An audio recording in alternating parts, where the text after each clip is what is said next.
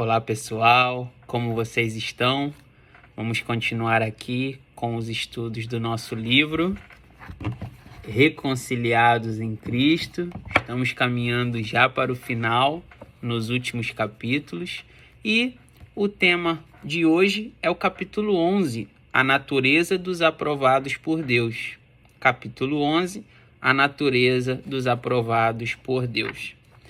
Nesse capítulo, e é um capítulo super interessante, com informações bem especiais para a nossa meditação e a nossa edificação em Deus, eu vou começar com uma introdução aqui, que ele fala de Romanos 8:7, quando ele diz: porquanto os desígnios da carne são inimizades contra Deus, porque não se sujeitam à lei de Deus, nem tampouco o podem. Essa introdução, ela tem o objetivo de falar um pouco sobre a inimizade. E a inimizade, ela trata-se de alguém que não porta um coração reconciliado. Portar um coração reconciliado significa reconciliar-se, como aprendemos nas aulas anteriores, de baixo para cima, uma reconciliação vertical em Cristo. E isso só acontece à medida em que nós morremos para nós mesmos e renascemos desde uma natureza regenerada, desde uma natureza em Cristo. Isso é extremamente fundamental para que nós reconciliemos o nosso coração, ter uma convicção que nós nascemos de novo, uma vez que não há como entender nem se submeter a uma vida em Cristo desde uma velha natureza. Não há como responder aos impulsos de Cristo, à sabedoria do Espírito Santo, desde uma natureza que ainda não está reconciliada, que é pensar e agir desde o primeiro Adão. E o primeiro ponto que eu quero abordar aqui é o ponto número 1, os malefícios da ignorância. Vamos chamar o ponto número 1 de os malefícios da ignorância. A ignorância, ela responde de algumas vertentes. A ignorância, ela pode ser oriunda da falta de conhecimento em si, ou ela pode ser oriunda da arrogância, que nós vamos ver mais à frente. E a ignorância na condição da falta de conhecimento e dentro da nossa construção do conhecimento de Cristo, ela geralmente acontece quando nós estamos inseridos em muitas informações fora dele. Por exemplo, um episódio que me aconteceu, que eu presenciei, melhor dizendo, uma pessoa falou para outra assim: você comeu carne nos dias de Páscoa, na sexta, no sábado e no domingo? E a outra pessoa disse: eu comi. E essa primeira pessoa respondeu: você sabe que você está em pecado, né? E aí ele falou: eu sei e tal. E quando a pessoa que foi exortada saiu, eu chamei essa pessoa que disse isso e perguntei: mas por que você fez essa interpelação que comer carne nesses dias é pecado? E ela falou: João, eu não sei. Eu sei que me ensinaram assim. Então, às vezes nós andamos repetindo coisas como papagaios de pirata e, na verdade, nós não entendemos o porquê das coisas que nós estamos falando. E essa, de fato, é a ignorância por falta de conhecimento, por falta de esquadrinhar as escrituras, por falta de mergulhar com mais aperfeiçoamento na exatidão da palavra e, dentro desse nosso contexto, o conhecimento de Cristo. Essa é a primeira ignorância. Quando nós abraçamos essa ignorância da falta de conhecimento, nós vamos acabar fazendo coisas, vivenciando coisas, experimentando coisas que só vão nos atrasar com relação àquilo que Deus espera de nós. E ele faz uma abordagem dizendo o seguinte aqui, um pequeno grifo: existem erros que temos cometido por ignorância, falta do conhecimento de Cristo. Muitas das situações que chamamos provas simplesmente ocorreram por coisas que ignoramos. E esse pequeno trecho, ele vai dar margem para a gente entrar no segundo ponto, que é consequência, ataque e prova. Consequência, ponto número 2, consequência, ataque e prova. Falando um pouco sobre ainda da ignorância, ter esse espírito de ignorância, não ter o conhecimento claro de Cristo, ela não nos permite discernir o que é cada coisa que nós estamos passando. Às vezes chamamos de deserto no nosso vocabulário cristiano, e às vezes chamamos de tempestade. Eu estou passando um deserto, eu estou passando uma tempestade. E na verdade, não é tudo tempestade, não é tudo deserto, não é tudo oriundo do diabo. Aqui eu separei sobre 3 formas diferentes: consequência, ataque e prova. O que seria consequência? Consequência são as coisas que acontecem fruto das nossas más escolhas. Elas estão atreladas a coisas do passado. Por exemplo, a história de Jonas, que é uma história muito conhecida. Por que Jonas foi parar na boca do peixe? Porque foi uma consequência da sua falta de obediência aonde o Senhor o havia direcionado. Então, a consequência, ela é produto de uma má escolha que eu fiz anteriormente. E nesse nosso caso, podemos ter um outro exemplo também, como um cartão de crédito. Eu estou endividado porque eu estourei o cartão de crédito. Isso aí é uma obra do diabo. Não, isso não é uma obra do diabo. Isso foi produto de uma consequência de uma má administração que eu fiz do meu cartão de crédito. Então, a consequência, ela é produto de uma má escolha atrelada ao meu passado. A prova, no caso, o ataque, melhor dizendo, elas são ações do maligno que tem a ver com o nosso presente, para nos atrasar em direção àquilo que Deus tem nos designado. E nós vemos isso na passagem em que Jesus ele está dormindo no barco, começa uma tempestade, e Jesus ele repreende a tempestade. Então, se Jesus repreendeu aquela tempestade, significa que aquela tempestade era uma ação maligna, ao qual nós confirmamos isso porque ele estava indo para expulsar os demônios de pessoas que estavam possessas na cidade seguinte ao qual ele ingressa. E o que eu aprendo com isso?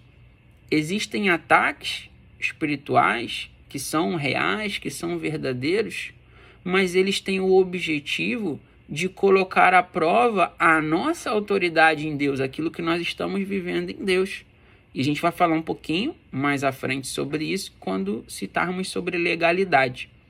E temos, no caso, a prova, que é aquilo que Deus nos submete para que nós possamos ser esticados e para que possa ser testado o nosso fundamento, em que estamos fundamentados. Daí temos o exemplo clássico da história do homem que construiu a casa sobre a areia e o outro que cavou profundamente até encontrar rocha, e quando ele encontra a rocha, ele começa a fundamentar a sua casa. E ambos passaram por tempestades. Só que aquele que construiu sobre a rocha, a sua casa permaneceu de pé. E essa história é uma sombra e figura de que tudo aquilo que nós estabelecemos em Cristo, ela ganha caráter eterno, ela tem caráter eterno, ela ganha transcendência e ela suporta tempestades. E onde podemos nos perguntar em que está construído o nosso casamento, em que está construído a nossa vida profissional, a nossa vida como pais, a nossa vida como filhos. Todas as áreas da nossa vida, elas precisam estar alinhadas e construídas sobre a rocha. Quando nós saímos da ignorância, nós paramos de atrelar tudo ao diabo, ou tudo a um ataque, ou tudo, Deus está me permitindo viver isso, e nós passamos a ter diagnósticos claros. E através desses diagnósticos claros, nós alcançamos novos níveis de plenitude no Senhor. E aqui ele vem falando aqui no finalzinho da página 141, a verdade revelada não pode trabalhar com a mente carnal. E o que significa isso? Atrelado ao que nós falamos no princípio, que toda revelação da parte de Deus, ela vem à medida em que eu renovo a minha mente, à medida em que eu abraço essa nova natureza através da vida no Espírito. E tudo isso acontece quando eu escolho reconciliar o meu coração em Cristo. E vemos também sobre quando é citado na Bíblia do vinho novo, odre novo. Vinho novo não pode ser colocado em odre velho. São sombras e figuras que expressam essa transformação que precisa acontecer através de uma escolha nossa. A justificação é algo que o Senhor conquistou por nós, mas a santificação ela é um processo diário que nós precisamos escolher. São mudanças internas e também mudanças externas. Outro grifo que eu fiz aqui agora na página 142, ele diz assim: não quero ter um pensamento bom sobre Cristo. Necessito que Cristo pense em mim. E é muito interessante, eu gosto muito de falar sobre esse pequeno trecho, porque eu, enquanto lia sobre Noé, em Gênesis capítulo 7, é interessante que a Bíblia fala que Deus elogiou a Noé. Deus, ele deu testemunho de Noé. E essa é a pergunta que eu me faço e te convido também a refletir. Eu dou testemunho sobre Deus? Sim. Eu declaro meu amor sobre Deus? Sim. Eu louvo a Deus? Sim. Eu adoro a Deus? Sim. Mas e qual é o testemunho que Deus tem sobre mim? O que Deus pensa sobre mim? Quando eu começo a refletir sobre isso, eu automaticamente começo a alinhar algumas coisas que precisam ser alinhadas. Porque se Deus tem um testemunho bom sobre mim, significa que eu estou no caminho certo. E essa é uma pergunta muito interessante a se fazer. E para finalizar aqui esse ponto 2, que ficou um pouquinho extenso, mas é muito importante essa meditação, Filipenses 4:8 vai falar assim: nisto pensai. Nisto pensai. E vem outra pergunta que podemos nos fazer: em que estamos pensando? Aonde estão os nossos pensamentos? Em que nós estamos focados? E é muito importante. E ele fala assim: não se trata apenas de ter bons pensamentos. Se trata da lei interior que governa e continuará governando as nossas vidas. E essa parte vai dar a deixa para entrarmos no terceiro ponto, que é a lei que governa o meu interior. Ponto número 3, a lei que governa o meu interior. E falando um pouco sobre essa lei que governa o interior, eu me recordo na passagem em que a Bíblia diz: buscai primeiro o reino de Deus e a sua justiça, e todas as demais coisas vos serão acrescentadas. O que seria buscar o reino de Deus e a sua justiça? Buscar o reino, ele começa a partir do momento em que eu me deixo ser governado pelo rei. Buscar o reino de Deus significa o momento em que eu me permito ser governado pelo rei. Em que áreas da nossa vida o Senhor nos governa? Em que áreas da nossa vida o Senhor não nos governa? O reino de Deus é o quanto eu me deixo ser governado por ele. E esse fato, eu fiz um pequeno grifo aqui, diz assim: não somente quero pensar em ti, desta vez quero que seja tua mente pensando por mim. Se deixar ser governado por Deus é viver uma metanoia. A metanoia é a mudança de mente. Quando Paulo fala: nós temos a mente de Cristo. A mente de Cristo, ela não é uma melhoria da minha mente.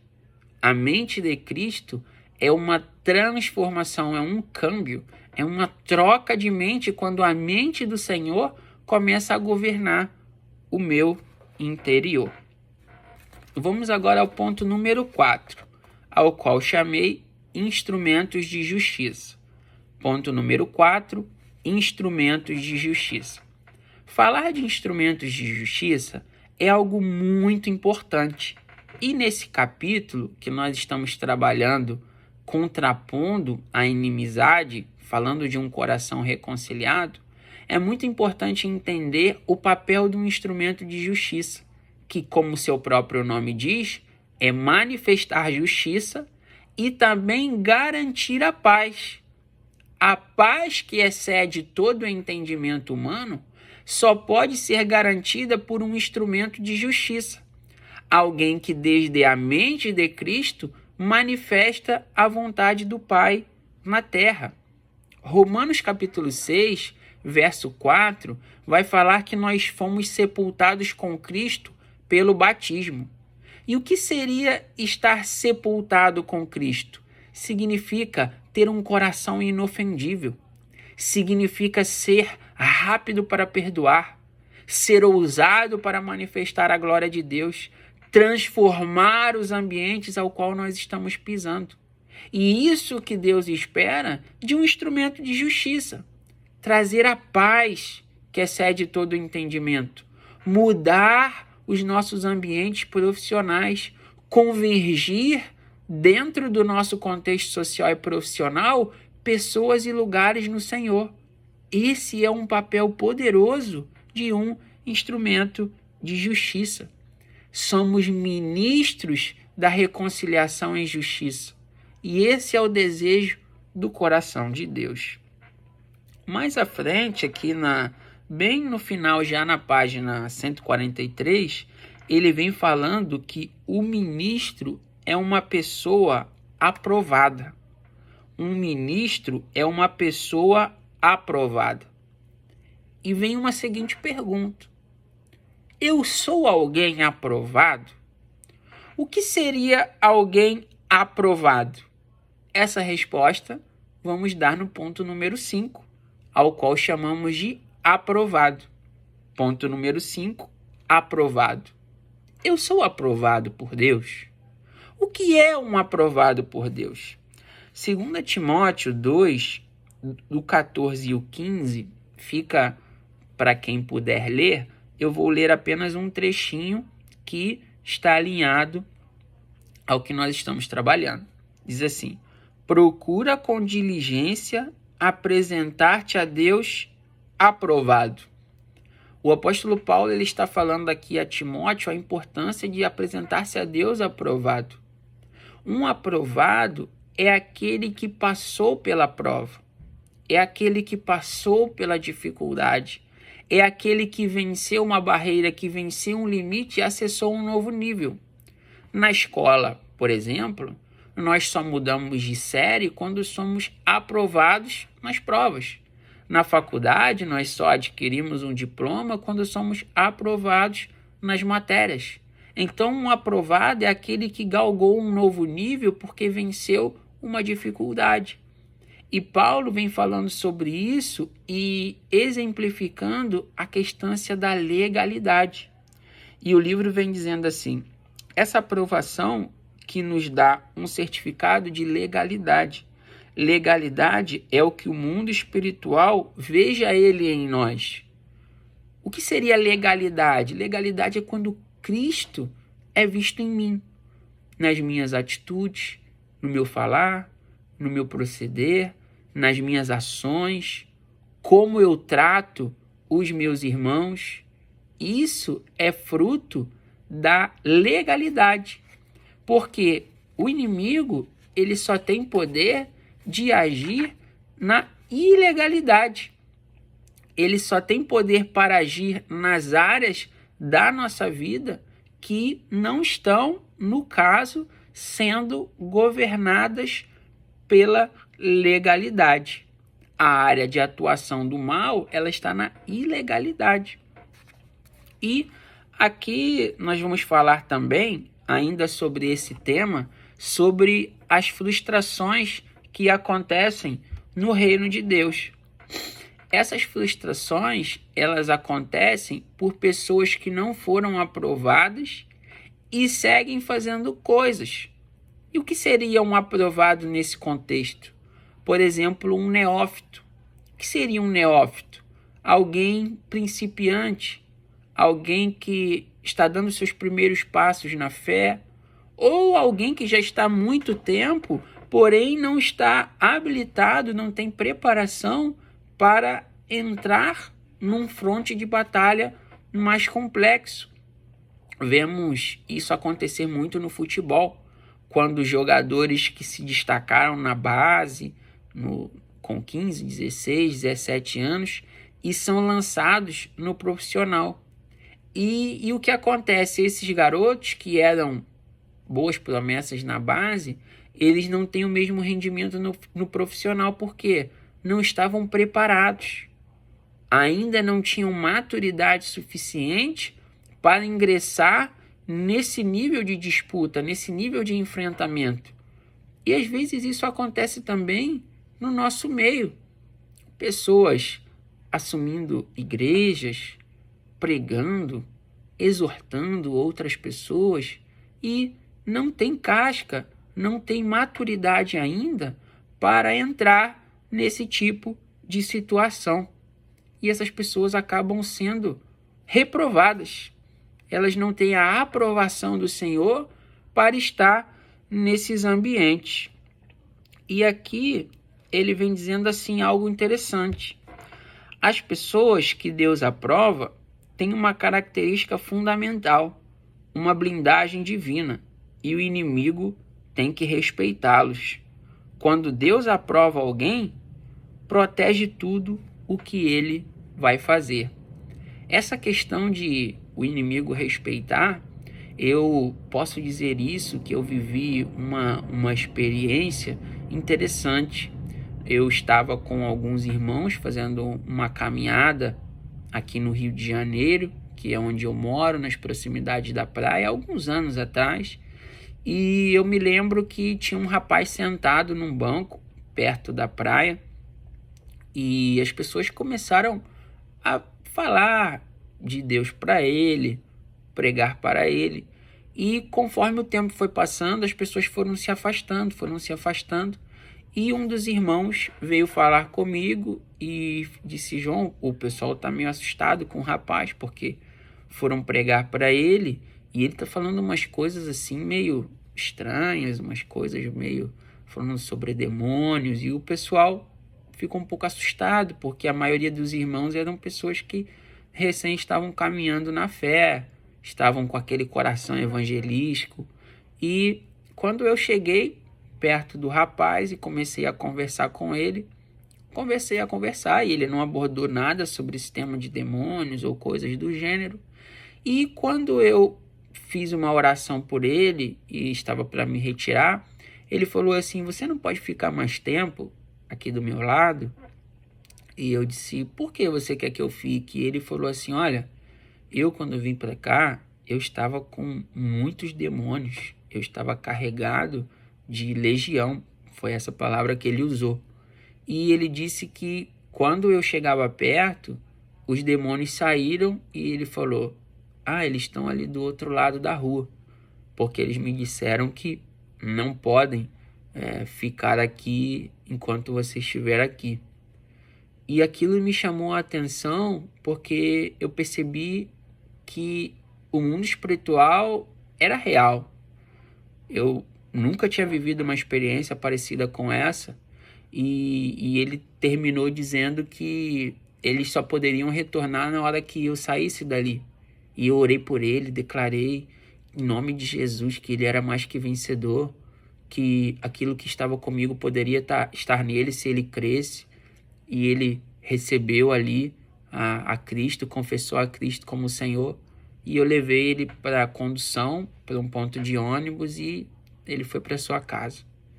E essa é uma história que não tem nenhum objetivo de me promover ou querer me exaltar, longe disso, mas foi uma experiência que eu vivi que respalda um pouco isso, que o inimigo ele tem que respeitar, porque quando nós carregamos uma vida, quando nós vivemos uma vida de legalidade em Deus, essa autoridade, ela nos dá respaldo para entrar em ambientes e para conseguir ser luz nesses ambientes. E aqui em Atos capítulo 5, na página 144, tem Atos 5, do 34 ao 39, eu vou ler apenas um pequeno trecho que diz assim: se este conselho ou obra é de homens, se desfará, mas se é de Deus, não podeis destruir. Esse trecho aqui é o momento em que os apóstolos eles estão sendo levados para serem castigados por estarem pregando a Cristo, falando sobre o Senhor. E nesse momento uma pessoa se levanta e diz que se de fato o que eles estavam fazendo for de Deus, nada iria os pará-lo, mas se não fosse, iria ser destruído. É importante nós termos a convicção de que tudo que nós estamos construindo está sobre a rocha, como falamos no exemplo das provas, consequência, ataque e prova. Se eu construo um casamento, uma vida familiar em Cristo, naturalmente todas as coisas vão se acomodar no Senhor.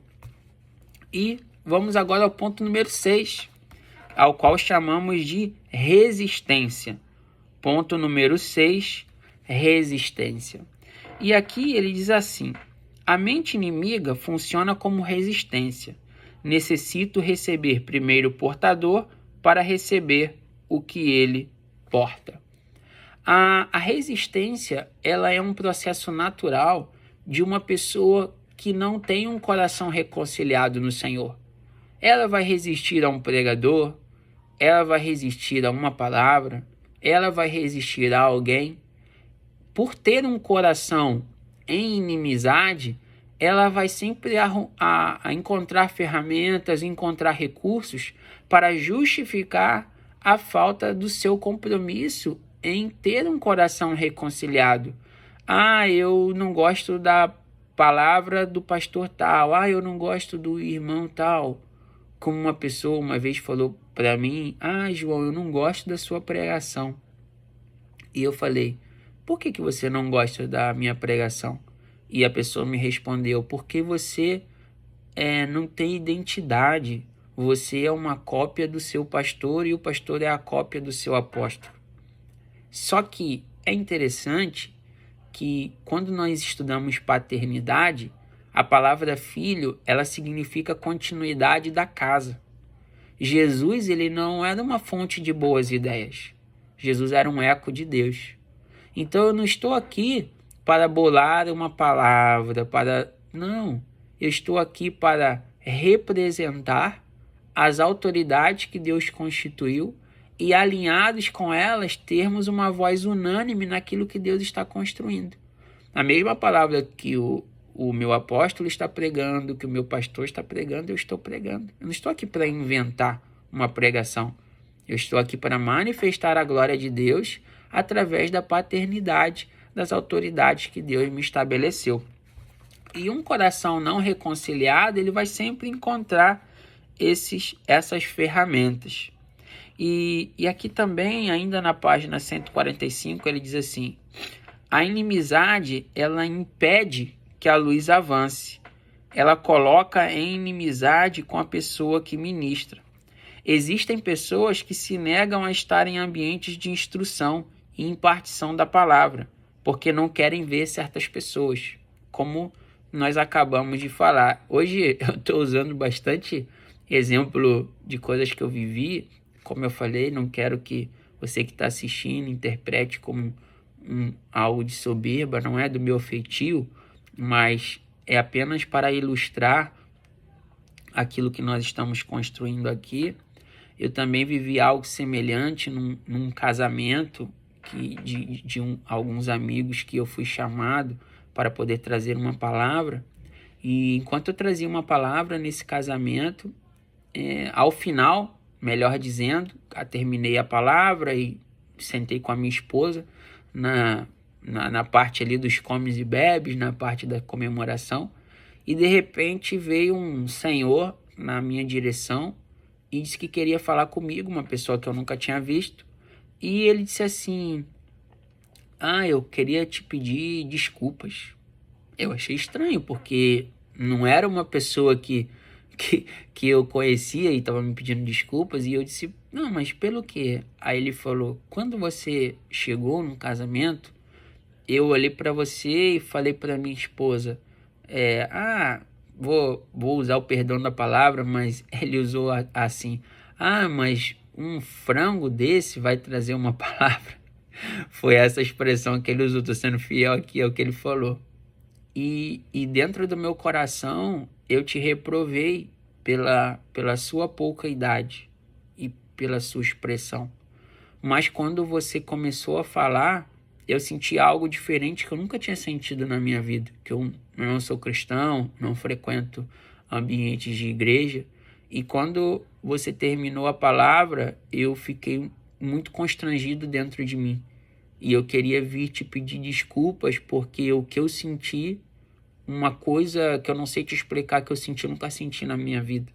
E eu tive a oportunidade ali de pregar para aquele homem.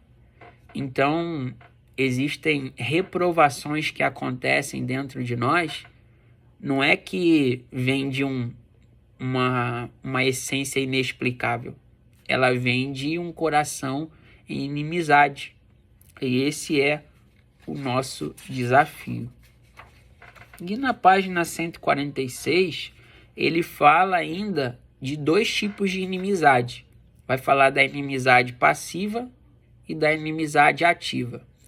A inimizade ativa é aquela comum, aquela manifesta, aquela que as pessoas de fato põem para fora, expressam-se que de fato tem problemas com uma outra pessoa. E a inimizade passiva, ela é aquela inimizade involucrada, é aquela inimizade incubada que a pessoa guarda para ela e acaba atrasando tudo aquilo que Deus tem para a vida dessa pessoa. E isso nos faz entender a importância de um coração reconciliado. Um coração reconciliado, ele nos permite sair desses ambientes de incubação, de inimizade, seja ela ativa ou passiva, e isso nos permite avançar. E essa inimizade ativa e passiva acontece também como posso dizer?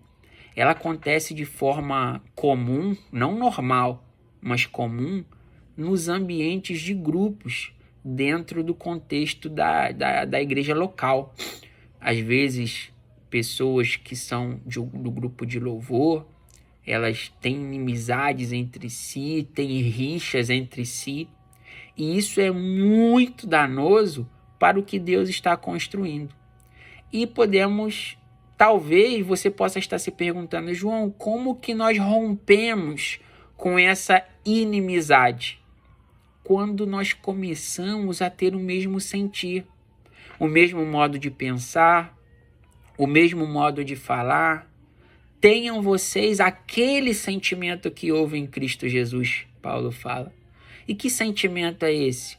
Um sentimento de reconciliação, um sentimento de pureza, um sentimento de santidade, um sentimento de santificação, um sentimento de justificação. Quando nós temos esse coração reconciliado, todo o espírito de inimizade, ativa, passiva, tudo isso é absorvido pela vida de Cristo. E ainda, esse tema que está bem maiorzinho, que nós estamos falando agora, é a questão da arrogância, que eu disse lá no início do vídeo que iria falar sobre a arrogância. A arrogância, ela é um braço da ignorância muito danoso, porque a arrogância, ela às vezes é a falta de conhecimento e às vezes é um excesso de conhecimento, mas que não se dobra para conhecer a Cristo. Tem pessoas que têm dificuldade de mostrar que precisa aprender, que precisa conhecer, que precisa compreender melhor a palavra, e essa arrogância a coloca num status de não aprendizado. Ela fica bloqueada, ela não consegue evoluir, ela não consegue transcender, ela não consegue ascender em Deus.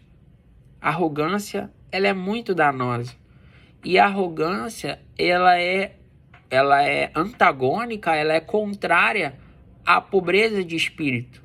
Nas bem-aventuranças, quando o Senhor ele fala que o reino de Deus é dos pobres de espírito, é exatamente a humildade para aprender. Ser pobre de espírito não é ser pobre financeiramente, materialmente, mas o pobre de espírito é aquele humilde, aquele que tem ausência de vaidade, aquele que, de fato, ele não tem orgulho, ele apenas quer aprender, quer conhecer, quer mergulhar, quer ter uma intimidade mais profunda. E desses é o reino, aqueles que querem ser governados pelo rei. E a arrogância, ela tem esse papel muito danoso. Vamos falar agora sobre os inimigos da cruz de Cristo. Quem seriam os inimigos da cruz de Cristo? Aqueles que pensam em si mesmos. Voltamos ainda nos arrogantes, que são pessoas que pensam somente em si, somente no seu ego, somente na sua vaidade. E Paulo vai chamar assim os inimigos da cruz de Cristo, aqueles que servem os seus próprios ventres, aqueles que só pensam nos seus interesses. E, desencadeando essa ideia, vamos a um outro conselho de Paulo a Timóteo. 2 Timóteo 4,3 diz assim: porque virá o tempo quando não suportarão a sã doutrina, mas tendo comichões no ouvido, se levantarão mestres conforme as suas próprias vontades, e desviarão a verdade do ouvido, e voltarão às fábulas. Como nós vemos nesse tempo, pessoas procurando falsos mestres, pessoas que pregam palavras boas para o ego, boas para a alma, boas para a vaidade, dizendo que você é o ponto fraco de Deus, que Deus chora por você, ou que estão vendo, estou vendo uma chave de carro, uma chave de casa para você. Claro que quem não quer ter a sua casa, ter o seu carro, mas o evangelho não é isso. Está longe disso, na verdade. Ter um bom carro, uma boa casa, ela é consequência de uma boa administração financeira. E é algo que em nós, principalmente nós brasileiros, a maioria de nós, temos dificuldade de administrar bem os nossos recursos. Vamos agora ao ponto número 7, ao qual vamos chamar pessoas gerando o mesmo. Ponto número 7, pessoas gerando o mesmo. É interessante essa compreensão que sempre que nós estamos amando a palavra, nós estamos despertados para a palavra, nós estamos com disposição para aprender mais do Senhor, Deus ele começa a conectar pessoas que também estão gerando algo semelhante. Pessoas que podem nos auxiliar a galgar maiores lugares, maiores degraus, melhores coisas. E a Bíblia relata isso com muita frequência. O primeiro exemplo é Maria, mãe de Jesus. Quando Maria descobre, se inteira, que está gerando ao Emanuel, ao Filho de Deus, uma das suas primeiras atitudes é procurar Isabel. E quem Isabel estava gerando? Gerando João Batista. Maria procurou alguém que estava gerando algo semelhante. Isso me faz compreender que o Senhor está sempre unindo pessoas que estão gerando algo parecido. Também vemos isso no episódio de Felipe e o etíope. A Bíblia diz que o etíope estava lendo a palavra, estava estudando, fazendo uma leitura, uma meditação nas palavras do profeta, mas não havia quem o instruísse. E Deus então saca Filipe da sua zona de conforto para que ele se conectasse ao etíope.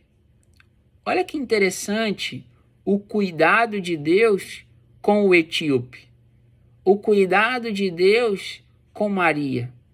Deus ele vai sempre conectar pessoas que têm fome e sede de aprender mais dele. Agora vamos para o ponto número 8, os danos da hostilidade. Ponto número 8, os danos da hostilidade. Aqui o livro ele vem falando no final da página 148 sobre 3 palavras em grego que lembram que tem a ver com pertencem à família da palavra hostilidade. E aí ele fala sobre Esdesra, Esdros e Egina. Talvez você que saiba grego esteja pensando que eu estou falando bastante errado, mas você olha aí no livro, você vai entender essa palavra. A primeira, que essa Esdesra, ela significa inimizade. A segunda, que a Esdros, ela significa adversário. E a terceira, que a Esna, é víbora. Essas 3 palavras, essas 3 palavras, elas têm o mesmo significado, só que em contextos aqui um pouquinho diferentes. E a hostilidade, ela é algo visto lá no Jardim do Éden, aonde a serpente, que é essa víbora, esse Esna, ela vem falando algo interessante para analisarmos para Eva. E o livro diz assim: a hostilidade é um assunto direto da serpente. Satanás é a própria hostilidade. Quando a serpente diz em Gênesis 3:1, como disse Deus, como pode Satanás utilizar de palavras que disse Deus para começar um diálogo? Naturalmente, é um ato de sutileza, é um ato hostil, é um ato de tentar burlar, tentar transformar as palavras de Deus numa meia-verdade. A meia-verdade é uma verdade na boca de um manipulador. Então, Satanás tem essa base, essa fundamentação de distorcer aquilo que Deus disse, que é a chamada meia-verdade. O nosso objetivo de crescer em Cristo é ter maturidade para não se deixar enganar pelas astúcias, pela sutileza, pela hostilidade que desde o Éden Satanás ele vem promovendo. E a Bíblia também vai citar no momento em que Pedro, já agora no Novo Testamento, ele tenta proteger a Jesus. E Jesus diz para Pedro: para trás de mim, Satanás. E imagine, Pedro estava protegendo a Jesus. E ele fala: para trás de mim, Satanás. Mas Pedro estava tentando retardar o propósito eterno que Jesus iria consumar, que era a morte em cruz. E, ao contrário a Judas, que o traiu, Jesus o chama de amigo. Por que Jesus ele chama a Judas de amigo e a Pedro, que o estava defendendo, ele diz: para trás de mim, Satanás? Com uma única explicação simples. Amigo é aquele que te faz avançar ao propósito eterno, não que te retarda. A traição de Judas estava acelerando a consumação daquilo que Deus havia dito pelos profetas. Já Pedro queria retardar.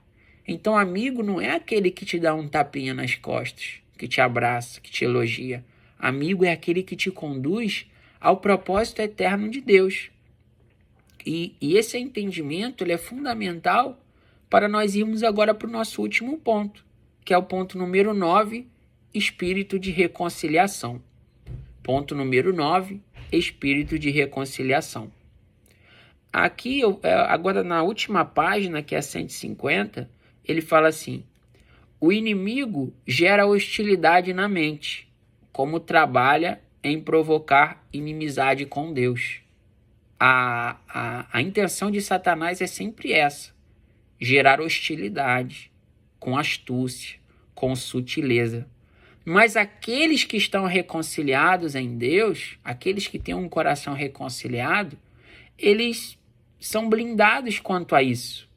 E aqui o finalzinho do capítulo ele vai dar alguns exemplos. Davi, ele tinha um coração reconciliado, mas os seus irmãos estavam em inimizade com Davi. Davi tinha um coração reconciliado, mas Saul estava em inimizade com Davi. José, ele tinha um coração reconciliado, mas os seus irmãos que o venderam a José do Egito estavam em inimizade com José. Daniel tinha um coração reconciliado, mas Nabucodonosor tinha um coração em inimizade com relação a Daniel. O espírito de reconciliação, ele te permite que o seu coração em Cristo já não fique mais agarrado a coisas, a pessoas. Ai, aquela igreja me feriu. Ai, aquele pastor em 86 me fez um mal. Não. A partir de agora, o nosso coração, ele é alinhado, arraigado e alicerçado em Cristo. Como Paulo fala, a ninguém mais conheço segundo a carne. Paulo, ele se despojou de enxergar as pessoas como seus olhos naturais haviam, mas ele começa a enxergar dentro da perspectiva que Cristo tinha para elas. E assim finalizamos o nosso capítulo 11. Temos apenas mais 2 capítulos agora para encerrar o nosso livro. Estou muito contente. Esse dos vídeos foi um dos que eu mais gostei de analisar esse capítulo. É um capítulo muito rico, é um capítulo muito esclarecedor e eu espero poder ter edificado também a sua vida. Te vejo no próximo capítulo e que você tenha um dia incrível, uma semana incrível, que essa palavra possa confortar, alinhar e fortalecer o teu coração.